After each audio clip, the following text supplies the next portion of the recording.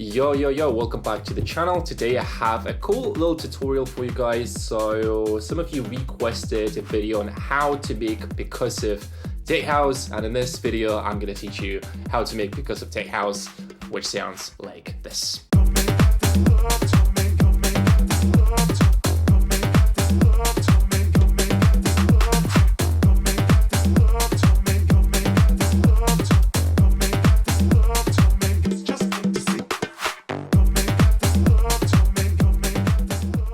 It's going to be a pretty straightforward tutorial. I'm going to show you how to make kick, bass, percussion, how to mix drums, a little bit about the synths, and a little bit about the vocal and the arrangement in general, how I made this cool little loop. So for those of you who are new to the channel, my name is Vlad and I create superstar music producers. If you're interested in coaching and you want to work with me on your music, all the links are down below, so feel free to book a call with me or send me a message on Instagram if you're interested in my program. And without further talking, let's get straight into tutorial. So first, we're going to talk about the kick and the bass. So the kick is pretty simple.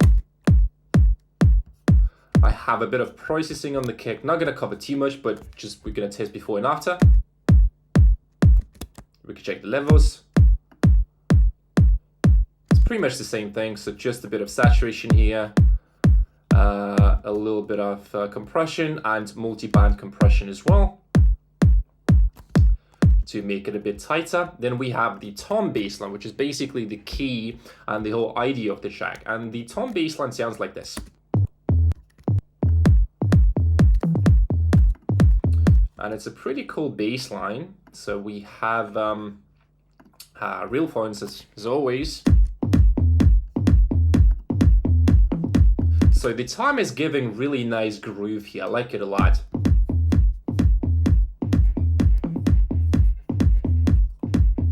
Right, then we have the bass line. So the bass line is kind of interesting. I do have a bass line on every kick hit, so it sounds like this. It gives a little bit more power to the bass and to the low end in general, because if you listen without the 808, like it's still cool, but I want to have a little bit more bass, a little bit more like, I don't know, just something was missing, so I decided to add this little bass line. So now it becomes really bouncy, really groovy. Again, I don't want to cover the processing too much. It's like pretty basic. You can download the project and check everything yourself. And then yeah, a little bit of group processing, which sounds like this. Just glues everything together. So that's going to be the kick and the bass. The next step, and this is going to be the most interesting part. So let's talk about the percussion. So I'm going to play you the percussion that I have.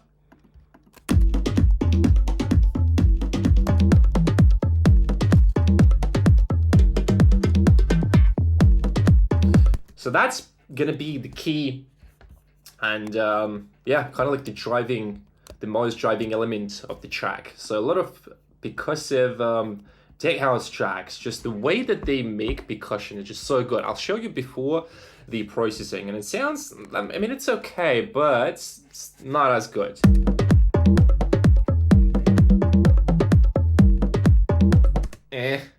I don't like that. I don't like that. So before we talk about the processing, let's talk a little bit about the arrangement, because that's pretty important. If you don't arrange it in the right way, it's just not gonna groove, it's not gonna sound good. So if you look at the way that I arranged it, you can see that the percussion, at least like the low percussion, the lower part of the percussion, it is not playing together with the bass line, or like at least not like at the same time, right? You see, so the transients of the percussion here, they don't play at the same time. And this is pretty, like some of them do, right? So you can play with that. But you want to have a little bit of free space so the track breathes, right? So for example,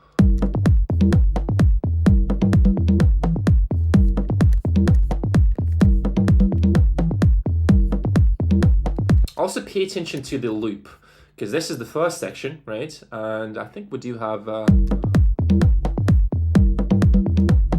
right? So I'm not just, having the full loop right away, although I could. I'm always trying to add a little bit of variation. One super important thing is to tune your percussion in the key of the track, because otherwise it's going to be like, it's not going to support the tone, the key of the track, right? You can see I did -2 because the key of the track is G, like G minor, I guess. So for the percussion, if you do it in standard tuning,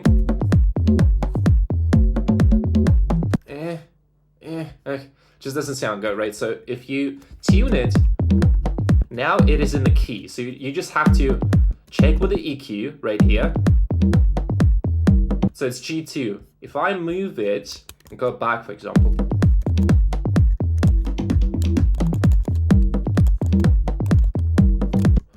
let me do like this. Yeah, so for example, now you will, it's roughly like A, right? So that doesn't go well with the key of the track. So make sure you tune all the loops. Ideally have the loops or start the track in the key of the percussion, because I changed the key a little bit. Like, it sounds okay, but it has a little bit of artifacts. The same goes for every single loop here, right? So we have this, it's +1. So all of those are, I think this one is, I decided to pitch this one, I guess. Maybe it was already in the key, I don't know. The second one. Also pay attention to how the percussions work together, right? It's like call and response, right? And then there's the final, this little bongo.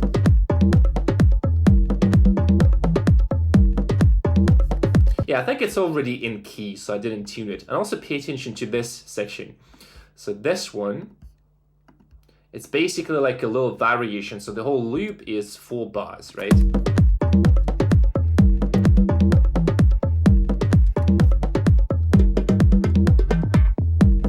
And then it resolves and loops again. So try adding a little bit of variation to your loops with like A-B phrases, call and response, like whatever you call this. Let's do now the hat and the clap. It's already sounding pretty solid.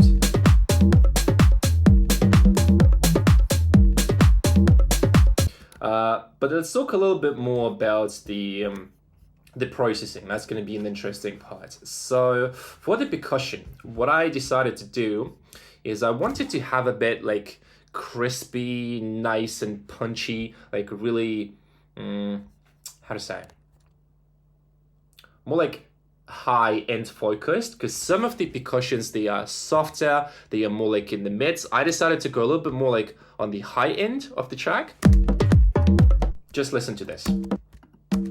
So the first step is we are removing a little bit of those lows, right? It's already sounding a little bit better.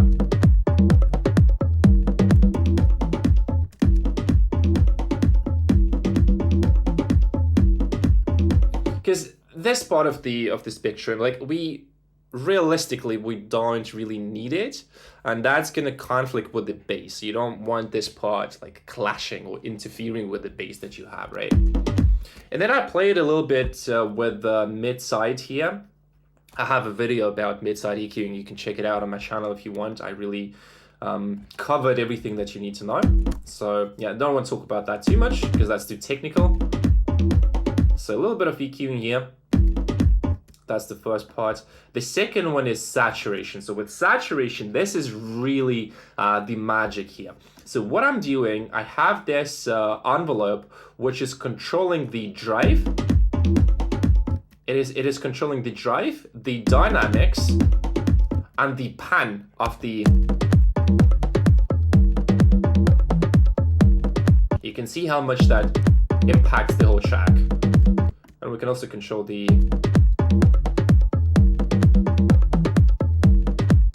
this one a little bit. So if I how do I mute it? Yeah, you can see dynamics, drive level, and the drive pan. Let me just disable the whole band, right?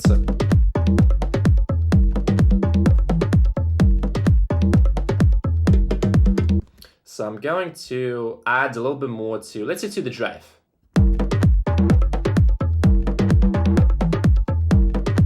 So this is basically what is happening. With saturation, we can add a bit of like dynamics to the sound, make it more interesting at the end of the day, right? But what I did this by accident, by the way. So I put this to automate the mid side, right? So this little control is basically it's mid side.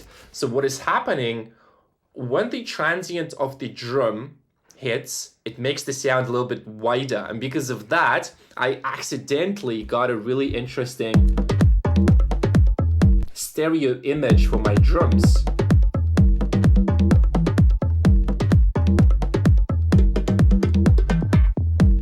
So without saturation, it sounds kind of boring.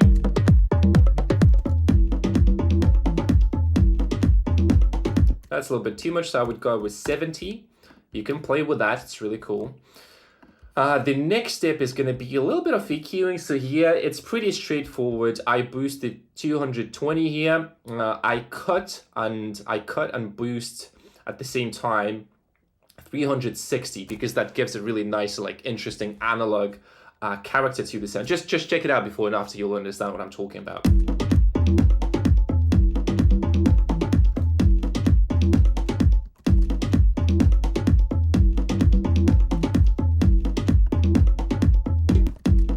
Just adds a little bit of focus to the drums. A little bit of multi-band compression here, again, to smooth out the dynamics, to really make a groove together with the track.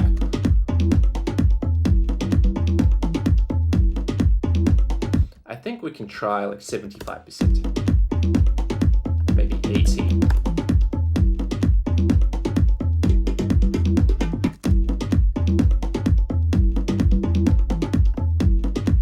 Like this part, especially the low part of the drums, it goes better with the groove. Yeah, you can hear that a lot.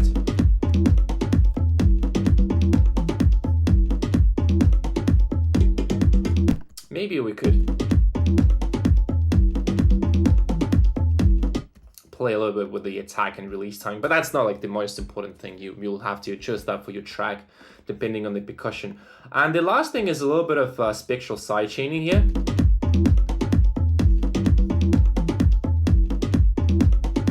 So that is coming from the kick. I absolutely love this plugin, it's so good.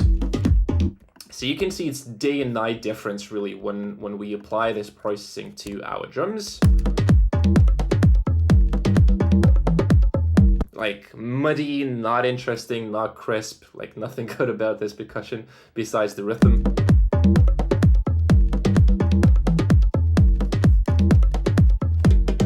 So the most important thing, if I can give you one piece of advice, if you want to make percussive tech house, Latin tech house, is let the track breathe. So have some free spaces in between the bass notes and the drum notes. That's super important, because if you don't do that, if you don't have it, like the track will be too busy, right? So the track is quite minimal. I'll show you more, but that's pretty much it, right? And then there's a little bit of saturation and processing on the whole drum groups. If I play you the whole thing, let's play like this.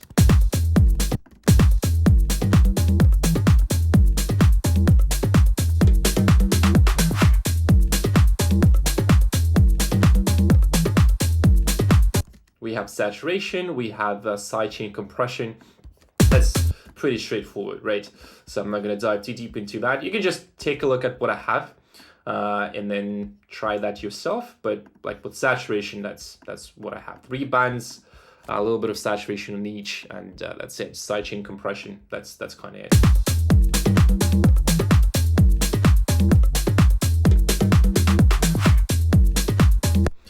Yeah, so let's talk about the vocals, the synths, and that's going to be it for this video.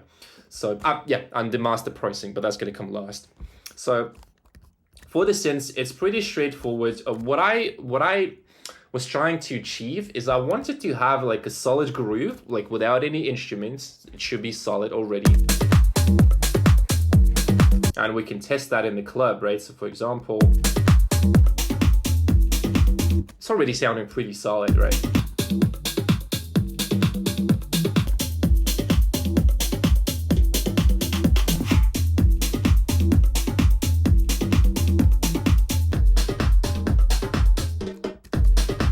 Pretty good, right? And then we can test it in the car. That's one of my favorite ones.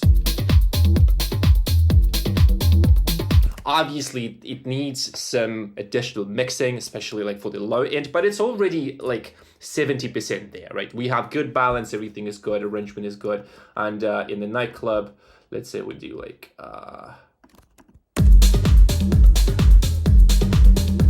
pretty good. There's definitely like a lot of clarity, considering that this is the perfect environment for the track.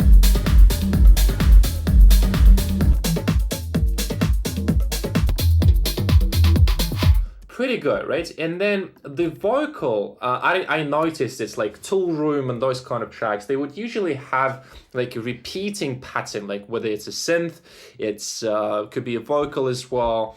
So in this example, the vocal is like the main repeating element. I have like a little bit of variation. So the first one is like this. I took this from Splice and nothing really unique about that.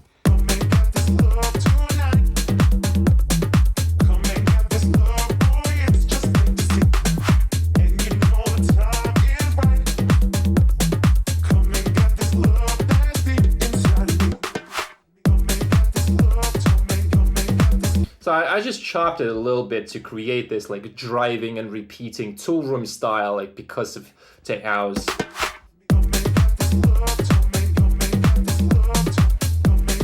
And then we have this little gap, this little free space at the end of the phrase. And this is what you should pay a lot of attention to. This is really the thing that differentiates intermediate beginner tracks from the pros. Pros understand where to put the accent. So they have a little space and they strategically put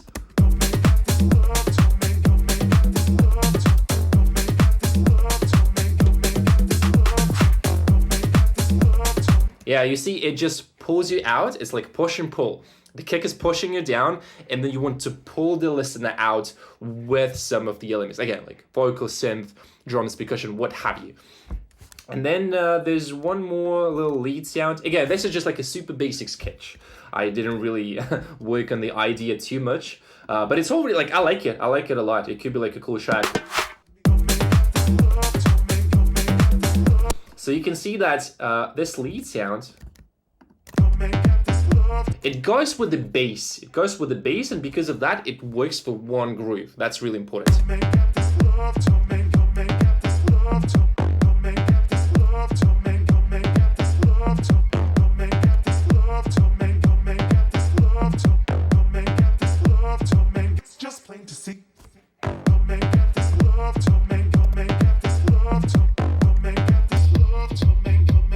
And then with the drum sounds like this.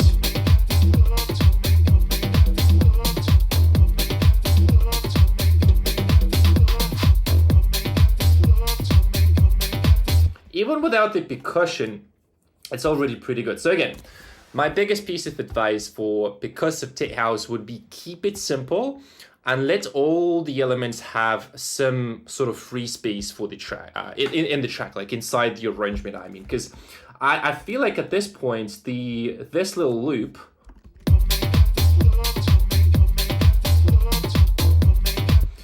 it is fighting for the space like a little bit with the vocal, so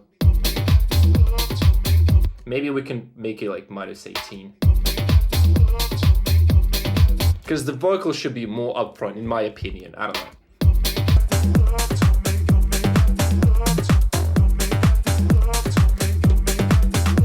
And also make sure that you have high quality loops. Yeah, and the last thing, again, it's a minor thing, but I have like a super basic processing for like on my master channel, like for this quick mastering-ish.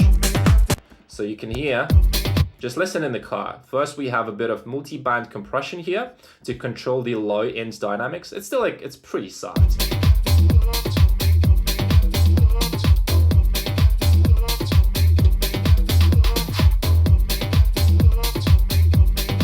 So it controls the boominess and the sub.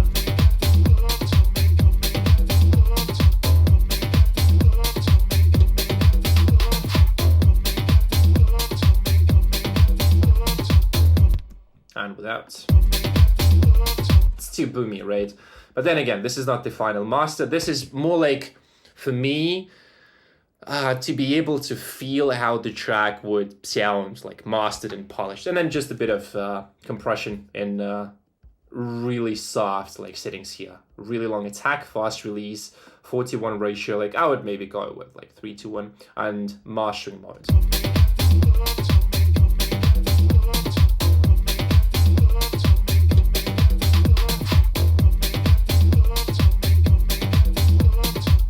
Kind of like that. So yeah, that's gonna be it for this video. I hope you guys like it. I hope that you learned something cool from this little tutorial. You can download the project.